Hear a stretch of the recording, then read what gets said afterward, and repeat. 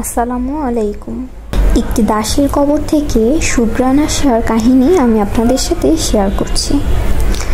মিরাজের রাতে আমাদের প্রিয় নবী সাল্লাল্লাহু আলাইহি সাল্লাম হযরত জিবরাইল আলাইহিস সালামের সাথে হাঁটছিলেন। তখন হৃদয় জুড়ানো সুঘ্রাণ পাচ্ছিলেন। কি মন মাতানো সেই ঘ্রাণ! রাসূল সাল্লাল্লাহু আলাইহি সাল্লাম অবাক হলেন এবং জিবরাইল আলাইহিস সালামকে জিজ্ঞেস করলেন, হে জিবরাইল, আমার নাকি কিসের সুঘ্রাণ অনুভব করছি? তখন জিবরাইল আলাইহিস সালাম বললেন, ইয়া রাসূলুল্লাহ, এই সুঘ্রাণ ফেরাউনের দাসীর কবর থেকে আসছে। মহানবী সাল্লাল্লাহু আলাইহি সাল্লাম তখন জিবরাইল আলাইহিস সালামকে জিজ্ঞেস করলেন, ফেরাউনের দাসীর কবর থেকে এমন সুঘ্রাণ আসার কারণ কি হে জিবরাইল? তখন জিবরাইল আলাইহিস সালাম বললেন, একদিন ফেরাউনের দাসী ফেরাউনের কন্যার চুল আঁচড়ে দিচ্ছিলেন। হঠাৎ তার হাত থেকে চিরুনি পড়ে গেল। চিরুনিটি তোলার সময় দাসী আনমনে বলে উঠলেন, বিসমিল্লাহ বা আল্লাহর নামে। তখন ফেরাউনের কন্যা জিজ্ঞেস করল, এই কথা দ্বারা তুমি আমার পিতাকে বুঝিয়েছ নিশ্চয়ই? দাসী উত্তর দিলেন, না, আমি বলেছি আল্লাহ, যিনি আমার প্রভু, তোমার বাবার প্রভু, জান্নাতের প্রভু, সারা জাহানের প্রভু। ফেরাউনের কন্যা বলল, তুমি যা বলেছ তা কি আমি আমার পিতাকে জানাবো? নির্ভয়ে দাসী উত্তর দিলেন, হ্যাঁ জানাও। কথাটি যখন জালিমদের মধ্যে নিকৃষ্ট জালিম ফেরাউনের কানে গেল, তখন সে দাসীকে দরবারে তলব করল। দাসী তার দরবারে গেলেন। তখন ফেরাউন তার উপদেষ্টাদের সাথে তার দরবারে বসেছিল। তাচ্ছিল্যের সুরে সে দাসীকে জিজ্ঞেস করল, হে আমার দাসী, তোমার প্রভুকে? সাথে সাথে দাসীর উত্তর হলো, আল্লাহ, তিনি আমার প্রভু এবং তোমারও প্রভু।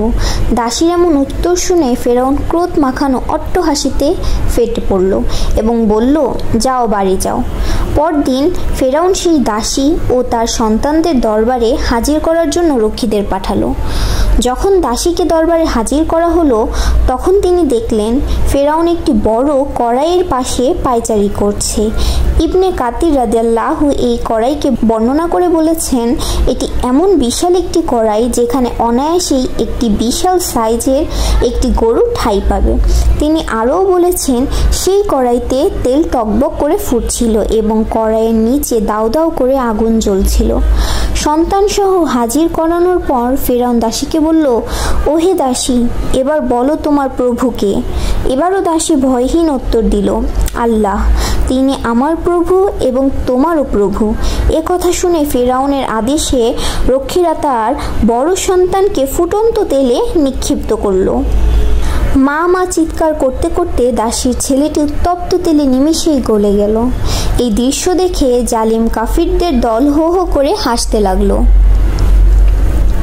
প্রথম সন্তানকে মেরে ফেলার পর ফেরাউন আবারও জিজ্ঞেস করল, হে আমার দাসী, তোমার প্রভুকে? দাসী আবারও বললেন, আল্লাহ। এই কথা বলার সাথে সাথে রক্ষীরা তার অন্য সন্তানকেও ফুটন্ত তেলে নিক্ষেপ করল। সাথে সাথে সেও সিদ্ধ হয়ে তেলের সাথে মিলিয়ে গেল। তারপর ফেরাউন আবারও জানতে চাইল, তোমার প্রভুকে? চোখের সামনে সদ্য দুই সন্তান হারানো দাসী একটুও বিচলিত না হয়ে এবারও উত্তর দিলেন, আল্লাহ, যিনি আমারও প্রভু, তোরও প্রভু। এবার রক্ষীরা দাসীর দুধের শিশুটিকে তেলে নিক্ষেপ করার জন্য ঝুলিয়ে রাখল। ঠিক তখনই দেখা গেল আল্লাহর কুদরত। ছোট শিশুটি বলে উঠল, চিন্তা করো না মা, আমরা জান্নাতে আছি। দাসী এবার আরও জোর গলায় চিৎকার করে বলে উঠলেন, আল্লাহ, তিনি আমারও প্রভু, তোরও প্রভু। এরপর সেই দাসীকেও ফুটন্ত তেলে নিক্ষেপ করা হলো। দাসীর অটুট ঈমান নিয়ে মহান আল্লাহর দরবারে পৌঁছে যান, আর এমন কঠিন ঈমান নিয়ে জান্নাতে যাওয়ার জন্যই তাকে এমন মর্যাদা প্রদান করা হয়েছে। সুবহানাল্লাহ।